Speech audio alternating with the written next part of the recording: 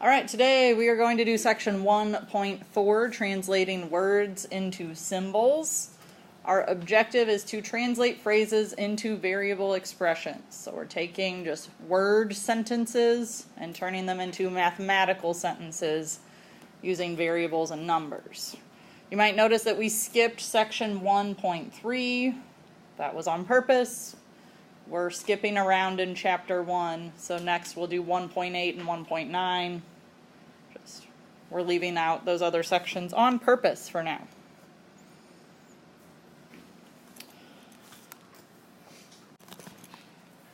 All right, to solve problems in algebra.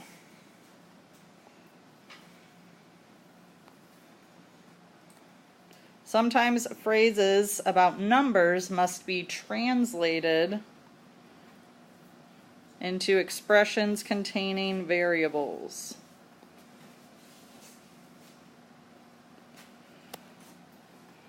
Phrases about numbers must be translated into expressions containing variables.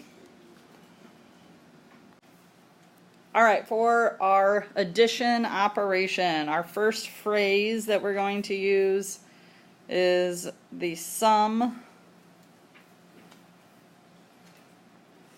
of x and 8.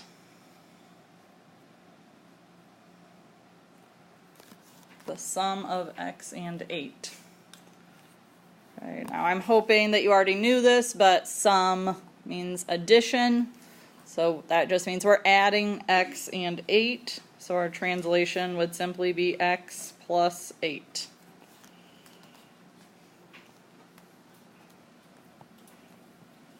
Another way we could see it written would be a number increased by 7.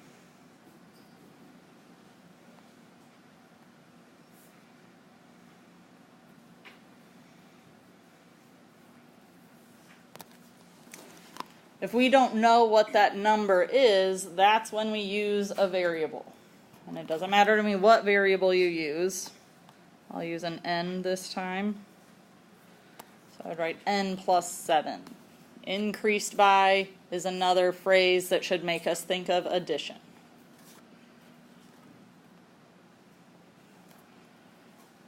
The last type of phrase we're going to consider is 5 more than a number.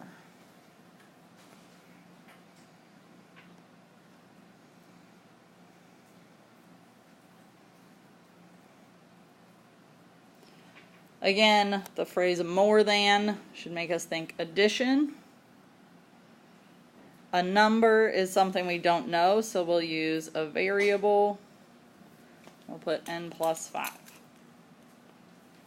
On any of these, we could have written it the other way around. Addition is commutative. We could have written 8 plus x, 7 plus n, 5 plus n. That would have been fine on any of these for addition. That is not always true, or it's actually never true for subtraction. We have to do it a certain way for subtraction. All right, here are our first two examples for subtraction. Number 1, the difference between a number and 4. So, of course, I'm hoping we remember difference means subtraction. The order matters. So if we're doing the difference between a number and 4, our subtraction sign needs to go in between those two in that order. So if we don't know what a number is, we use a variable minus 4.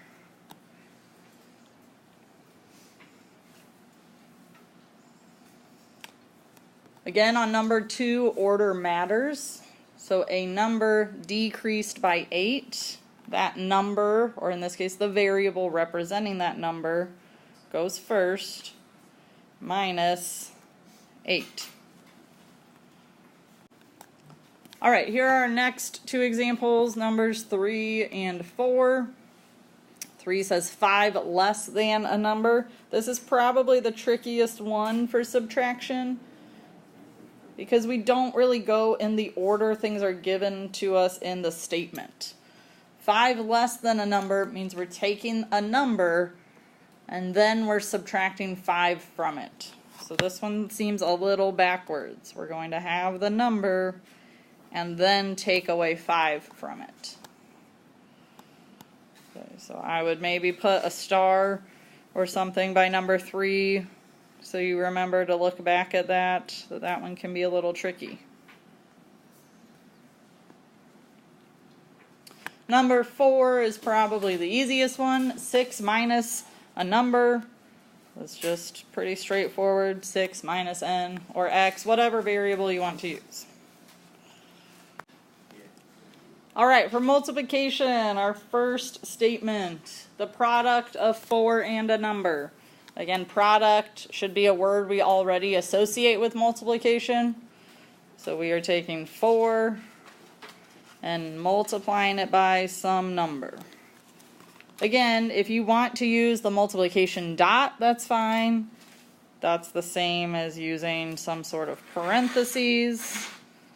We could just write them right next to each other. Any of those is fine. All of those mean multiplication. Remember, I don't like using the multiplication x symbol because we will use x as a variable, and sometimes it can get confusing if we're also using the multiplication x. On number 2, 7 times a number. 7 times a number. Again, you can use the dot. You can use parentheses. Or you could just write them right next to each other to show multiplication. You do not need all 3. You just need 1. These ones on my end are the favorite. The ones in the middle are my second favorite. The ones in the beginning are my least favorite. But you might have a different preference.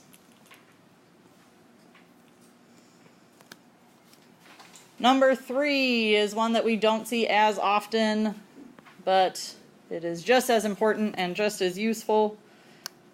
1/3 of a number. The word of should make us think of multiplication.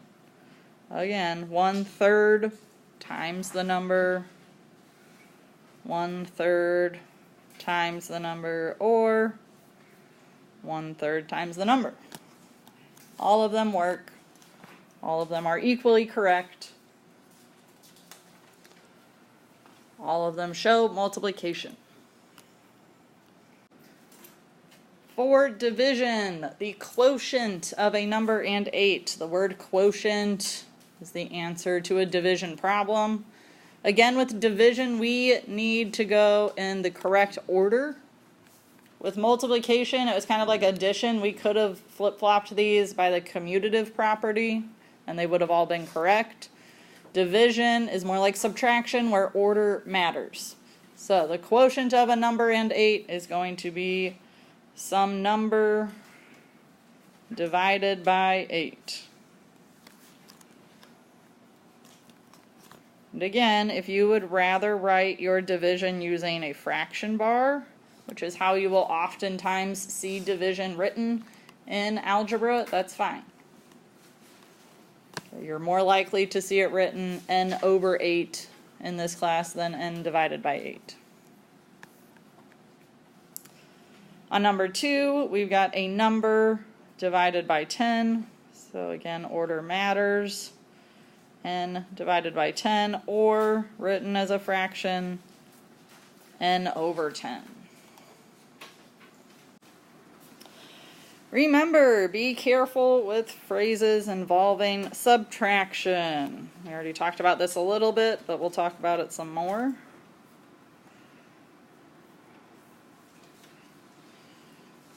So we have 2 more examples here.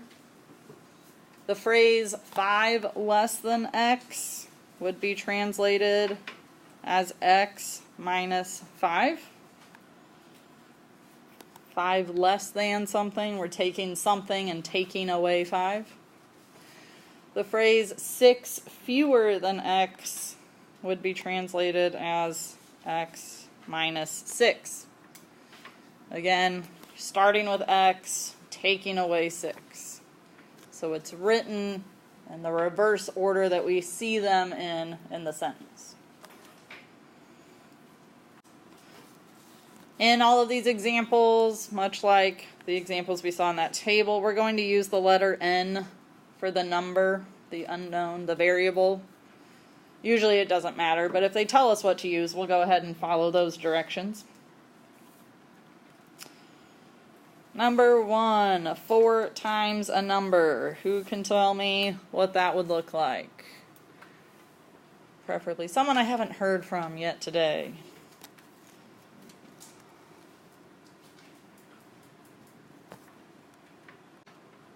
Very good. We could write this as n times 4.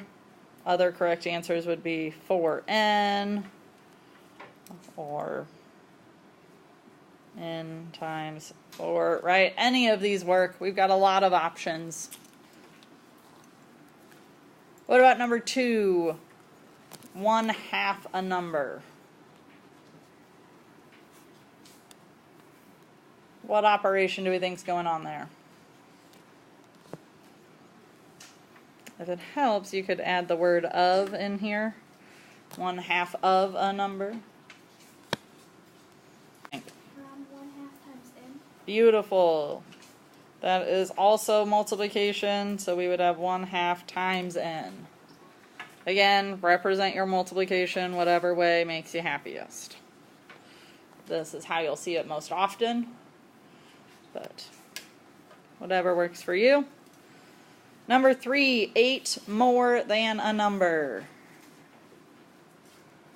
Plus 8. N plus 8 sounds fantastic. Number 4, a number minus 2. N minus 2 is fabulous. Remember, on subtraction, that's our only option. N minus 2. We cannot do it the other way. All right, example number 5, 6 less than a number. Remember, these ones can be a little bit tricky. N minus 6, wonderful. Did not trick you. We got it right. Number 6 says 7 more than twice a number. Now this time we have 2 different operations going on. So we know our 2 operations are addition from the more than and multiplication from the twice.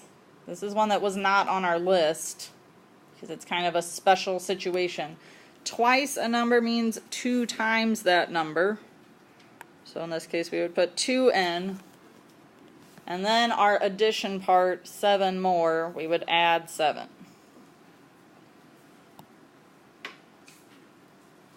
It's a little bit trickier. All right, number 7, the quotient of a number and 15. I need some new hands. May. Beautiful. N divided by 15. Again, you can use that division symbol or use a fraction bar to indicate division. Number 8, 3 more than half a number. Again, this one has multiple operations in it. If it helps, you could insert the word of right there, half of a number, to let you know what that other operation is. Alright, so we discussed on number 8 that we have 2 operations again. More than, we've got addition. Half of is multiplication. So to take half of a number means to multiply it by a half. 3 more than that, we would add 3 to it. 2 more examples. Number 9 says 9 fewer than a number. Alright, so 9 fewer than a number. We would take that number, which it told us to use n minus 9. In general, you can use whatever variable you like. We'll just follow the directions. That's another one of those tricky ones where it's in the different order than we think it should be by reading it. Finally, on number 10, we have a number divided by 12. So number 10, it really is going to be written much as the way it reads, a number divided by 12. Of course, with division, order matters. All right, formulas are often used in algebra. Formulas are equations that state rules about relationships.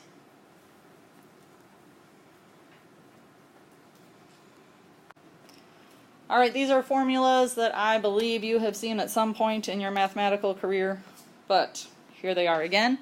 To find the area of a rectangle, we use capital A equals lowercase l times lowercase w.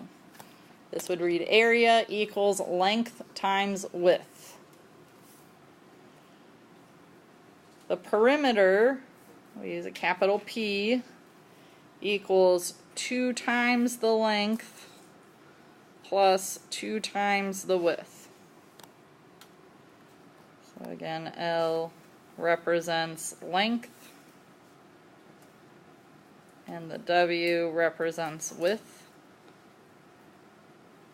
If you need to jot that down to help you remember it. Notice that when I write it, I used a cursive lowercase l. Okay. I don't like to use a print lowercase l because mine looks like a 1. So I don't want to confuse myself and put those as 1s. Make sure you know it's an L.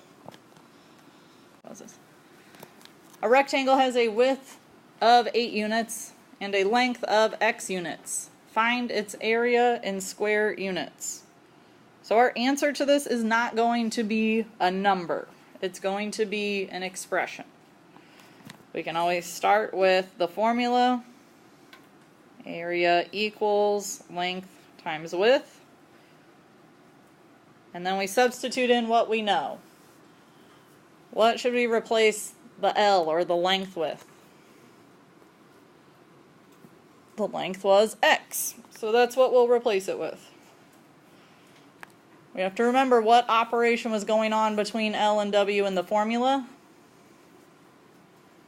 That would be multiplication, so we're going to remember that that's what's going on here. And then we substitute in the width, or W. The problem said the width was 8 units. So the area is equal to x times 8. Now if you were to write that as your answer, x times 8 units squared, or square units, that would be fine. But most of the time we're going to see it rewritten as 8x. And then units squared. Or you could write square units. Now if they'd given us units like centimeters or feet or meters, whatever, miles, we would use that instead. But since they didn't give us units, we just say units. So either of these would be correct, or you could leave it written as x times 8 if you really want to. On number 12, a rectangle has width y units and length 20 units. Find its perimeter. So again, we start with the formula. 2 times length plus 2 times width. And then we substitute in what we know. So perimeter equals 2 times, what am I substituting in for L? 20, very good. Plus 2 times, what am I substituting in for W? Y, very good. We substitute in the length and the width that they gave us. Then we just have to simplify this. So I'll take it up over here. Perimeter equals 2 times 20 is 40 plus 2 times y, we could just write it as 2y. And then our units for perimeter would just be units. You can leave your answer like that. If you want, you could rewrite it as 2y plus 40. You don't really need to.